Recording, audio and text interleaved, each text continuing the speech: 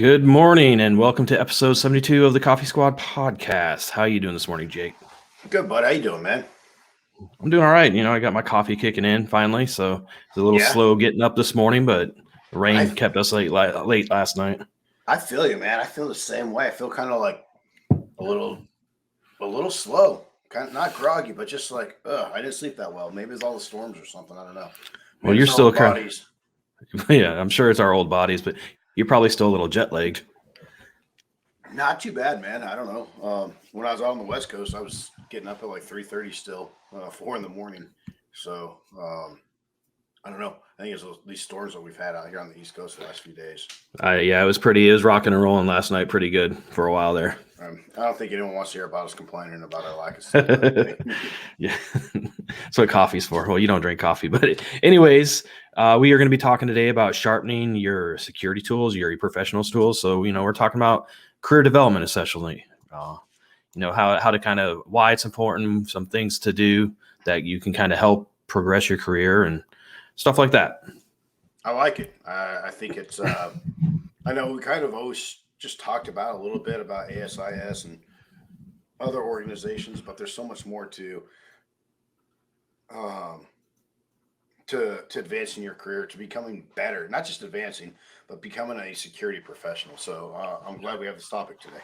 Yeah, and really this kind of crosses the board of any profession or any job you're in. You shouldn't settle for, you shouldn't be content in it. You should always be seeking out more. So with that, we'll move on. What are you drinking this morning, Jake? Since, you said you're dragging, you got some sort of soda or something, pop or soda pop? Man, I'm doing water. I'm prepping for, last year I did that channel crossing from Catalina Island to Huntington Beach. So I am prepping. I don't know. I'm starting to get back in shape for that. So it's just water. I do have a little Waterloo again. Thanks, Brian. The stuff is awesome. So getting back on just, I don't know what to say. Just eating a little bit healthier right now. I got like 3 months to go. Yeah, I hear you. I'm going on that hunting trip in the end of October, and I'm definitely not in shape for that. But it seems like every time I start to go to the gym or start working out again, I suffer a slight setback with my injuries or whatever is going on. So that's kind of frustrating, but it is what it is. We make do. Yeah. What are you drinking, man? So a friend of mine brought back a bag of coffee for me to try. It is a Seattle's Best coffee from Seattle. It's pretty good. It's a medium roast, medium dark roast. I say it's really roasty compared to most medium roasts. It's called a port side blend. It's hearty and well rounded. So yeah, it's good though. It's got a nice kick to it too. So okay. And then I got my liquid IV since I've just feel dehydrated lately. So I'm just trying to up my water intake and vitamins and minerals and all that good stuff. What flavor do you have of that? Because I had one. I didn't pay attention when I bought it, and the flavor wasn't. Yeah, there's a few I'm not a huge fan of. Right now, I'm drinking the tangerine, I think is what it is. So it's a vitamin C. They call it an immunity or immune boost liquid IV. So it has the regular liquid IV stuff, but it also has a bunch of extra vitamins added in, vitamin C and stuff like that to kind of pump up your vitamin intake. Yeah. Okay. So, well, right on. Well, let's jump into this topic, man. I'm actually excited about it. So sharpening our security tools and, I mean, why? That's the question I get a lot. Why? Well, I think the most important thing is just for development, right? I mean, there's lots of things, but why we want to talk about it today is a little bit about why you should continue to sharpen your professional skills. You don't want to stop bettering yourself. You want to get better. You want to keep progressing in your career so you're not stagnant. But it not only helps you, but it helps your company, your business, your coworkers. Because you can become a subject matter expert. I don't really like saying expert because I don't think anybody's really an expert at anything because there's always something to learn. Well, and so Will, to your point, I think that's what an expert is someone who's always willing to learn and grow and learn more. When you're stagnant and you're not growing, I just saw a deer walk by my house real quick. Wow. When you're stagnant and not growing, you you're falling behind. You're falling definitely behind the curve. The criminals, the nefarious actors out there, they're studying you. They're learning the tools and tricks and tips of the trade out there. They're learning what law enforcement does, how they respond. They're learning what security professionals do, how they respond. If you look at the executive protection, right? Let's say you're an A-lister. They're learning what the body detail or the executive protection detail is doing for that A-lister around their home when they're on tour. Whatever they're doing, they're learning that. So if you're not constantly willing to learn, in my opinion, you should probably check out of the profession, because you're doing yourself a disservice. You're definitely doing your clients a disservice, and you're probably jeopardizing your health and safety and the safety of your clients. Yep. So, well, another thing, there's that saying, we have to be right 100% of the time. They only have to be right one time, right? So that's why you have to be vigilant, and you have to make sure that you are always constantly keeping up with trends, whether it's cyber or physical or whatever's going on. I know when I worked in interdiction, I mean, every year I'd go to a conference, and like a national conference, and could see that's actually going on right now. But anyways, you would see the different trends changing from year to year. So like one year, these guys would be using a certain, I mean, obviously they used it prior, the cartels. And then once the interdiction officers kind of caught on and they start kind of honing in on that particular hide or whatever, you would see that one go away and the next one come up, and you could kind of see the cycles. And after about 5 or 10 years, you start seeing them cycle back through and stuff. So just interesting to me to kind of look at that and learn the different trends every year. So they're studying us just as much as we studied them, and it's the same thing in security. Yeah, I think you brought up a great point there, which is the basics, right? For the cartels, they had kind of what, if I understood what you're saying correctly, kind of like the basics of how they're smuggling drugs in, right? Mm-hmm. They're we call them TTPs, but they're procedures. They're tactics and procedures. So I think if you don't have the basics down as a security professional, whatever field you're in, whether that's physical security, cybersecurity, whether you're doing risk assessments or doing executive protection, if you don't have the basics down, stuff's going to blow right by you. And look, like you said, no one's perfect, right? You could probably be one of the top cybersecurity guys or physical security guys, and sometimes stuff's going to slip through. But that's where your team comes through, and that's where continuing education comes through, and the latest and greatest tools might help you get through that. That's where your layered security and your convergence with the physical and cyber and all that stuff, and like you said, having a team that's where that really plays an important part, I think, in security. Well, really in any business, but especially security. Yeah, and as we continue with the COVID pandemic going on, one thing that I think is helpful is all the online stuff happening right now. Mm-hmm. ASIS is a great example of that. They provide all their training. You can even take their certification exams online. So I definitely, and I highly recommend security professionals to get certified. Find out what certification is needed in your industry, in your specific niche of the physical security industry. And how does that apply to you? How does that apply to your clients? How does that apply to future business? And then one thing, we haven't really touched on, but it's also money. Some of these certifications, you should get a pay increase. I can tell you a lot with the ASIS certifications, the CPP and the PSP especially. You should definitely see a pay increase if you're working in a physical security for a physical security company. Mm-hmm. Well, and also you've seen, I know you've seen, and some of the contracts actually say, hey, this is one of our wants is we want somebody with a PSP or CPP certification. Absolutely. I'd say most of your government contracts that are out there are looking for that type of certification. So, yeah. I mean, you've been in this for a long time, and you're studying for your PSP test currently, right? Yep. Yeah. So, and you took another test or another online course probably about a year ago now. Yeah, I took the Harvard cybersecurity course. I just want to learn, better about just cybersecurity. And so I felt that was one of my biggest weaknesses was understanding the cybersecurity threat, the landscape of it. How do I talk to the IT people with my clients? How do I talk to the CISOs? And so I went out, I did some research, and I felt that the Harvard cybersecurity course, executive course, was probably what I needed. What was good for me. A little expensive, but it was a great course. I think it was 9 weeks long. You get a certificate at the end, but definitely worthwhile. I feel like I understand the cyber side a lot more. And quite honestly, I think I've mentioned this last year in the show.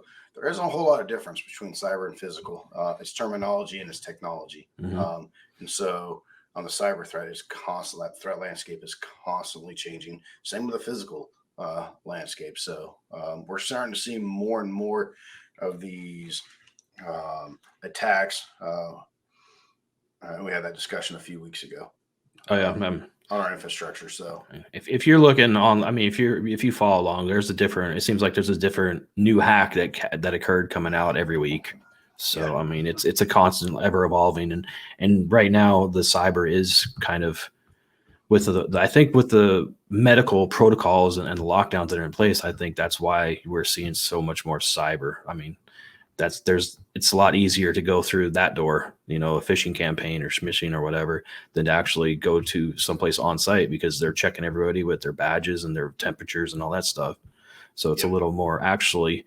This COVID lockdown has actually increased physical security in a lot of places, because they're actually making them do some sort of medical check prior to them entering the building. So they're actually having that face-to-face contact, where before the access control may have just been a badge, or even just walking in, going through a set of whatever. So and the PSP. Look, I mean, I used to be that guy. Like, look, I used to do this in the military, kind of like PMP, the program manager certification. And I'll tell you, like, ASIS is a standard for physical security worldwide. And so for me, it's learning the terminology. It's learning their terminology and their process. Not that one's better than the other. Just different. It's good. I mean, sitting right here on my desk, right? One of the study guides, I have them all sitting right here. And so when I'm not working, when I have a little bit of downtime, that's what I read. And honestly, when I write my reports, I refer to the physical security principles and guidelines that ASIS puts out. So it's good to know those. And ASIS also updates stuff too. So on their website, it's always good to go there periodically at asisonline.org to look at what new information they're putting out. Which kind of leads me to another point. We have ASIS puts on a trade show every year, the Gsx Conference, which is happening this September, at the end of September. And so I highly recommend that too. If you're looking, if you're in the security industry, it's a great network. It's a great place to be. It's going to be in Orlando, Florida. But I think ASIS was really wise last year. They all did everything online, and this year they're going to do a hybrid. So, and we'll see. We have this Delta variant that's kind of starting to spread. We'll see what happens. They may switch it to all online, depending on what goes on with COVID. But you have the option this year, either attending in person or doing it virtually online. I know we both did it virtually last year, and for you, that was your first time attending an ASIS. And what did you think of that? I enjoyed it. It was a good time. I learned a lot. It's touching up a lot of things that I wasn't aware of. Kind of brought it to my attention. Coming from a police background, I was definitely more physical than cyber. And like you said, the terminology is a lot different on this side. It's almost like learning a new language in some aspects, some of the terminology and stuff. So you want to give a shout out to Chuck? Chuck, what's up, buddy? Man, Chuck's a great dude out there in Texas, man. He's part of the Special Ops Survivors nonprofit that raises awareness for special ops survivors of the fallen of our men and women in the special ops community. So great representative. Thanks for joining us, Chuck. Awesome. So I'll tell you that the Gsx Conference, great learning tool. Hear a lot of interesting speakers, real life experiences. And that to me is what it's about, right? Those real life experiences. Where can we all get together, talk about experiences that have shaped our careers or shaped a situation and helped us become better security professionals. Yeah. So yeah, I enjoyed the only thing I wish, and I don't know how that they did a good job with what they had, but the networking aspect of it, I miss that. That's just me. Maybe I'm old school. I miss that face to face, pressing hands, getting to know people that way, networking, building your network. I've developed better cyber networking tools over the last year and a half working this job and among COVID, but I still prefer that face to face meeting somebody. Oh, absolutely. I agree with you. I know we talked about it last year. Was just, um, it's hard. We're in our early 40s, and I still like you said, shaking someone's hand. Looking at their facial expressions, their tone of voice, and just having that sit down conversation. So it's easy to tune someone out over the internet real quick, real fast. That's one thing I found out during the sessions that we were doing. I'd be interested, I'd be listening, and I'd think about something, I'd start looking it up, or instead of writing it, usually I'd write it down to look up later, but since I was at the computer, they'd say something, I was like, ooh, let me look that up, and I'd find myself kind of diving down the hole while they're talking. It became my focus to the background, so I had to kind of catch myself a few times doing that. Yeah. So let's talk about your course, Will. You're going through the SEPTECH course of crime prevention through environmental design. I think you've just finished your basic, working on your advanced. Yep. Just tell our listeners and viewers about that a little bit. So it's put on by the National Institute of Crime Prevention. They're kind of one of the pretty much the gold standard when it comes to SEPTED and crime prevention through environmental design. I kind of had an idea of what it was, but now that I've taken the course, it definitely expands a lot more than what I thought it was going to be. It's a good tool to have in our toolbox when it comes to a physical security assessment and stuff like that. It opened my eyes to why things are, because I never really thought about why things are the way they are when you go to like a parking lot, a parking deck, or a garage, or a mall or something like that. You don't think about that stuff. At least I didn't really think about it. But after taking this test, I was like, oh, okay, I see why they have the lights like that. I see why they have the parking spot space the way they are, or why the boulders are right there, or the speed bumps are how they are. So it just kind of heightened my awareness and gave me more of the why they did instead of just they did it. Yeah. So I know you've taught me some stuff too. I've looked at the course materials that you've shared with me, and I've used them in my security assessment, right? The lumens and lighting. So again, these are courses that are readily available if you just use that Google machine that was created out there. You can find a lot of helpful information, and also talk to your peers out there. Reach out to us, talk to other people who do this constantly, day in and day out, and find out what works for them and what they like and what they didn't like. I know we're not going to like everything when we're learning new stuff. Some of it may be repetitive, some of it may seem dry and boring, but at the end of the day, you're still learning. And hopefully it's a tool you can put in your tool bag and move on and expand upon and use, or you just keep it in the back of your mind for kind of what right looks like. Yep, absolutely. I know.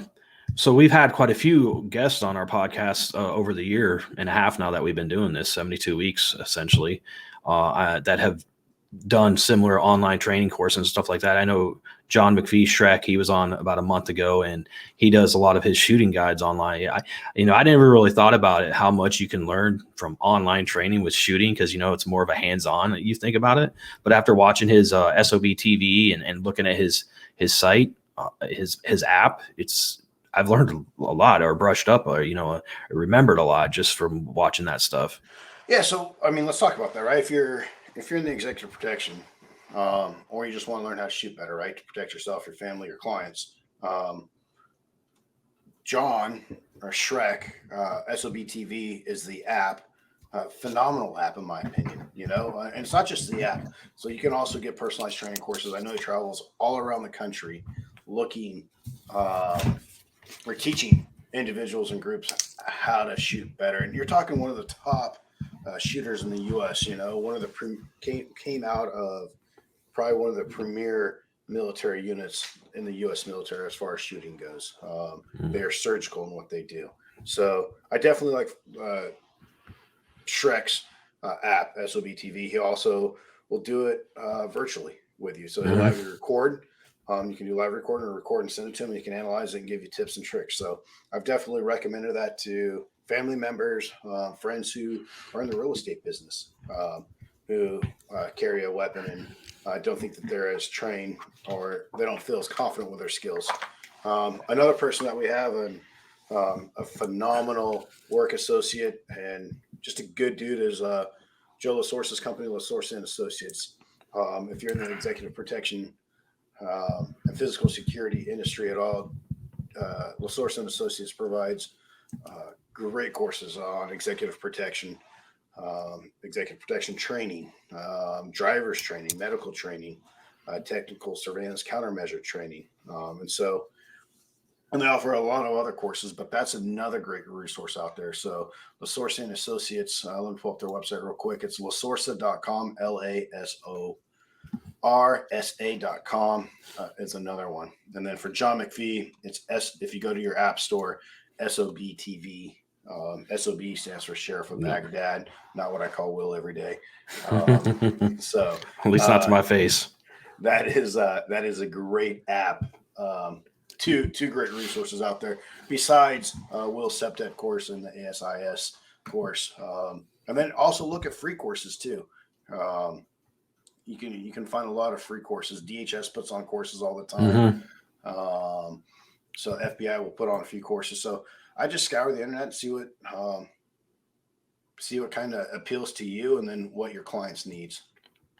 Yeah, and also, shameless plug here, but we're going to have a online basic physical security assessment course coming up here in the next few weeks. So keep an eye out for that, and that's going to be over at Freedom Consulting LLC, fc-loc.org, and we will have that coming out. And obviously, the closer we get, we'll let you guys know when it's coming out, when it's alive and active for it. But that's going to be a really good course, roughly 2-day course. Get the foundations of physical security under your belt. Yeah, and that's really just looking at how do you do a physical security assessment. So I know, Will, you've worked really hard on that, putting that together. So I'm looking forward to seeing the final product and getting that out there for our viewers and listeners and myself. It's a great thing to brush up on. So looking forward to that. So we've kind of talked a lot about, some stuff. So let's get more. Why is it important? What are some of the benefits, I guess, of continuing to sharpen your security tools and better career progression, right? So usually the more you know, the more responsibility you get, which is, some people like, some people don't, whatever, but with more responsibility comes more money. So, the more you know, the more responsibility you get, the more money you usually get. And it kind of follows. So, that'll help you with your lifestyle, whether it's putting your kids through college, setting up your savings for retirement, or just buying that boat you've always wanted, whatever you want to do, however you want to do it. Yeah, I mean, so I think that's a good incentive, right? For companies to use is dangling that dollar or that promotion in front of someone. Should you do it just for the dollar? No, absolutely not. That's just one of the benefits, Absolutely. I mean, and Will, I think you stated this earlier. You want to do it to stay relevant in the industry that you're in. You want to do it because you want to continue to be qualified, to have that competitive edge. Yeah. And I'll tell you one thing. I think confidence. The more you understand what you're doing, and the more you are a practitioner or a professional of what you're doing, you have that confidence to interface with clients, to interface with potentially new clients. And as you're out there actually doing the job, you have that confidence because you have that knowledge. And so to me, knowledge equals confidence. Yep. I mean, there's a lot of confidence, I think, comes with not only time doing it, the more you do it, the more confident you get in your job, but also the more you know. And that's where it comes in, progression and learning. The more you know about a specific thing, the more confident you're going to be in what you're doing and what you're telling people. Absolutely. I also, with that, you're able to explore a little bit more. You're able to question instead of being so fully inundated of trying to learn and play the catch-up game. Now you can almost sit back and look at okay, why am I doing this? Does this make sense? Is there a better way to do it? And that's where I think organizations like ASIS on their community boards and the Gsx Conference and having that collaboration, people can really sit there and speak academically, which is more the theoretical side, but then also the practical side. And that's kind of what I like about continuing that continuing education pieces. I'm not much of a theory guy, but the practicality. Yep. Why is it practical? Why are we doing this? And does it make sense? And is there a better way to do it? And That's for guys like you, that's that SF coming through, the why instead of just doing it. Yeah. I sound like my kids right now. Why? Yeah. But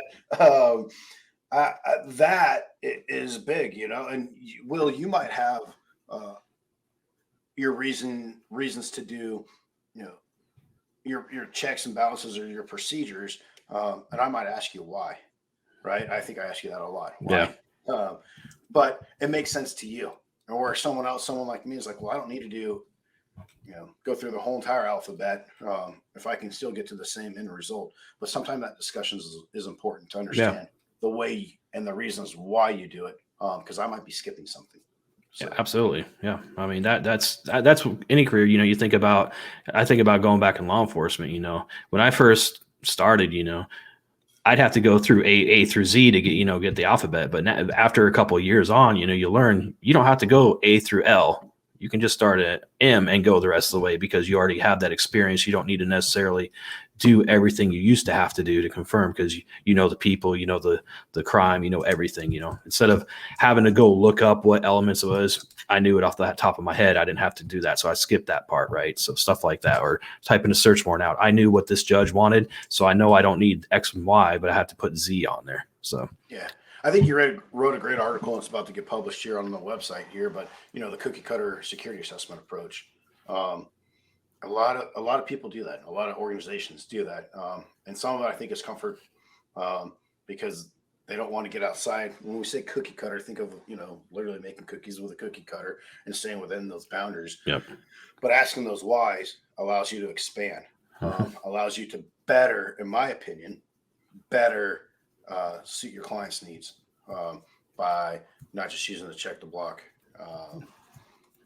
format. So, yeah. And another thing it kind of provides for you is career opportunities, promotion or new job opportunities.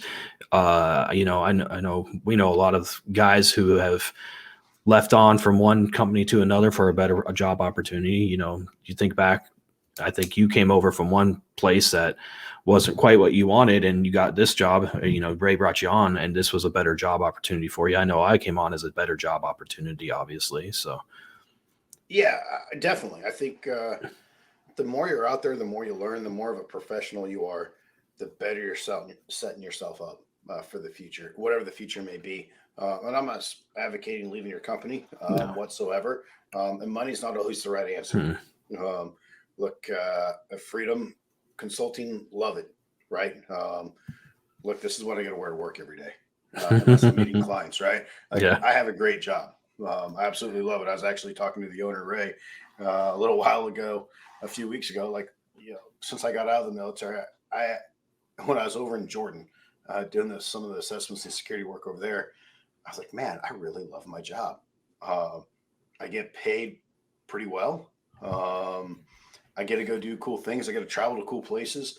I get to talk to usually some pretty cool people, have some really cool experiences, and it's fun most of the time. Yep. The not so fun part is sitting, there writing. I think we wrote close to 300 pages of reports from evacuation plans to security assessments to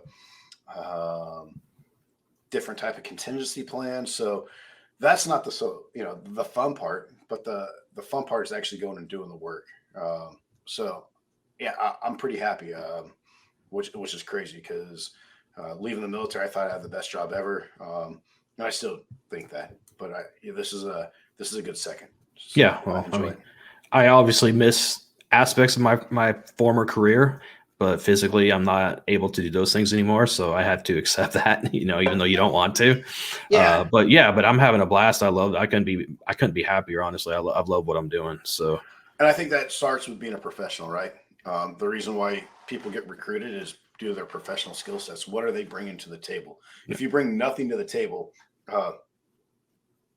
people aren't going to want to hire you, so, what are you bringing to the table? And that's why, everything we're talking about today is sharpening that tool, your tools, making sure you have the right tools in your tool toolbox and becoming experts with those tools. So let's touch on some things that we can do to kind of expand your portfolio, right, and get your resume thicker. So we talked about ACES, organizations like ACES. It's good for not only the certifications, but it's good for networking.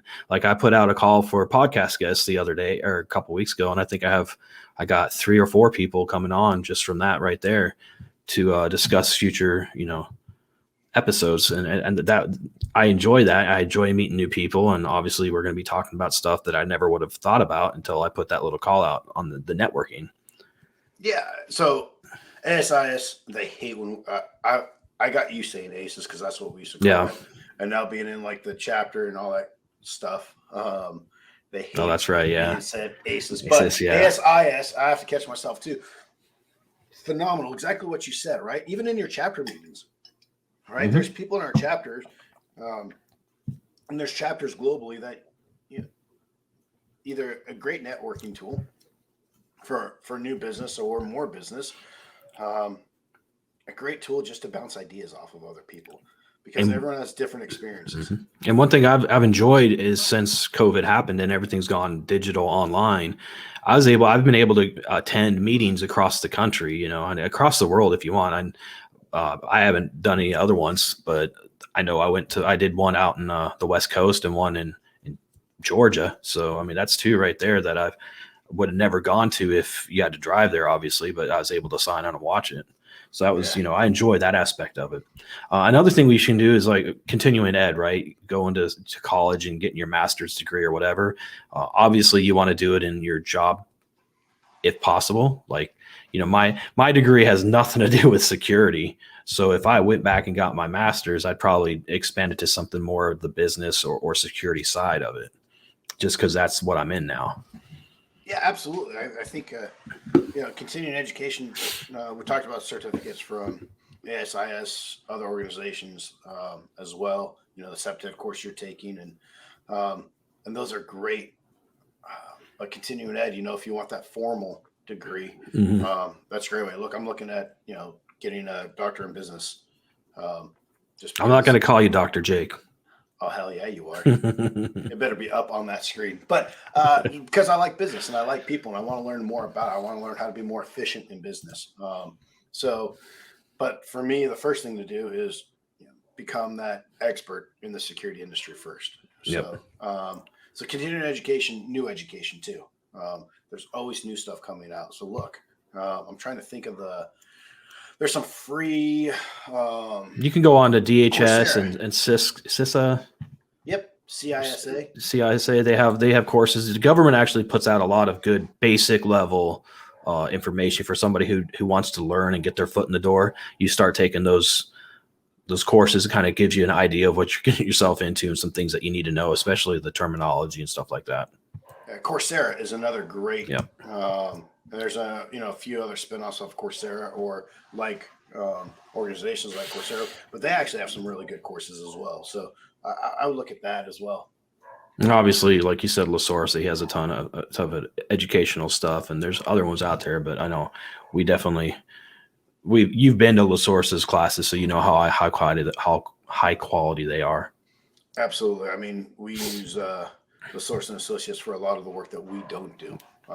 And so, it's only because I attended one of their courses, another colleague of mine attended one of their courses, and we both came back like phenomenal dudes, phenomenal people, phenomenal instruction.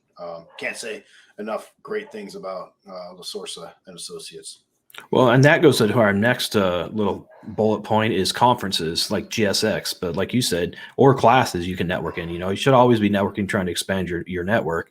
But because of those classes that you and your colleague took, who was it, Rob, I think? Yep. Yeah, you and Rob took, and you guys met Joe, and you kind of got to talk, and next thing you know, now, like you said, we use them all the time, and because of that networking, conferences are great for networking. In the police, I used to go to the NCEA or NIC conference every year, and I would meet guys from all around the world, and it's a good talking to them and learn what they're seeing and doing. And at one time, I had on my phone, I was back in the day when you had the Motorola push to talk. It was like a walkie-talkie. Yep. I had guys all over the Southeast and Northeast. I could just, hey man, and we'd talk all the time, and we'd give each other information, stuff like that. So. And so that's a good thing, I mean, we talked about conferences as far as the networking goes too, but it's also some of the great things about networking is keeping those relationships alive and well, not just for you, but to better other people as well. And I think that's one thing that as a company, we do very well is look, if we don't do executive protection, but if it needs to be done, I know who to call. Yep. I have my trusted source. If I need something with human trafficking, I know who to call. If I need something with cybersecurity, I know who to call. And these individuals and these companies have all done work for us in the past, and they've done great stuff. And I don't ask for anything in return. Yep. It's just passing that information along. So if we need a PI, we know who to call to. Absolutely, Steve-O. So there's these people that what I call the Rolodex, and for you millennials, that would be your cell phone. But for us older people, there used to be like a Rolodex of like little cards that you had people's names and numbers and addresses and all that stuff. How many like stacks of business cards did you used to have on your desk? I mean, I still do, but like here's just one little stack, man, in my desk drawer right there. So, but yeah, I used to have a holder, that's a great, like a CD holder. Yeah. Business cards, right? Yeah. When you go to these conferences, have them. Now they make the little like metal electronic scanner business cards. Instead of handing them, you could literally just put up to their phone and let them scan it. So when you go to these conferences and these courses, think about that stuff. Yep. It is a great little tip. Show up prepared. And one last thing I kind of want to talk about is a mentor. It's always good to find a mentor to kind of guide you, not even necessarily in your business. It's always best to do it in your business, but just in life in general, have that mentor to kind of guide you and bounce ideas and opportunities off of. I know Ray is kind of the one who turned me on to finding a mentor. And, I've got a couple of guys I lean on heavily around here that helped me out along the way. So I'm sure you got plenty of mentors. Yeah. So I think having those people in your back pocket, right, to bounce ideas off of. I mean, Adam. Yep. Adam is kind of my go-to guy. Adam's been in the industry for 30 plus years. Has done it for some of the most elite organizations out there and corporations. And so I'm always able to pick up the phone and call Adam or shoot him an email and say, hey, what do you think about this? Or, hey, can you review that? Or am I going in the right direction? And that kind of thing. And look, on the reverse side too, as a mentor, don't be afraid to hurt people's feelings. Yeah. Right. If they're wrong or if they're off, just tell them, but you can tell them, but give them what right looks like too. Yeah. And so I think mentorship, like you said, Will, that's a wonderful and phenomenal point is have that mentor out there. And maybe you'll find that mentor at one of your classes. It could be an instructor, it could be another classmate, it could be at a conference. So phenomenal point, Will. And I didn't realize it at the time, but when I first started doing interdiction, that's what I did. It was I looked out, I found a mentors to lean on, and they were good because he said, "Man, you're soup sandwich right now. You got to do this, and this, get yourself tightened." And I was like, "Oh yeah, I didn't even realize that." So I appreciated my mentors at the time, which I really didn't consider them mentors, but that's what they were. So. Yeah, usually your mentors are your friends, and you don't even realize it half the time. Yeah, a lot of times they are. Yep. All right. Anything else you want to talk about before I go? I think it's been a pretty good little conversation. Yeah, my feelings are hurt you didn't mention me as a mentor, but hey, we'll skip that to next week, man. I'll bill you for my counseling session. Well, your head's already large enough today, so I figured we didn't want to pump it up anymore. Awesome, man. Can you be a mentor when you're a boss? Yeah.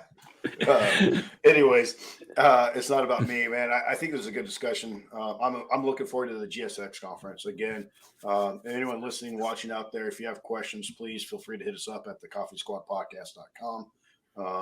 And we'll talk to you guys next week. Yeah, man. Make sure you guys subscribe. Hit that subscribe button on YouTube. Like and follow us on Facebook. Email us, question us on any of our platforms. We always like to hear from you guys. We'll talk to you guys next week. Have a good one. Chuck, thanks for listening, bud.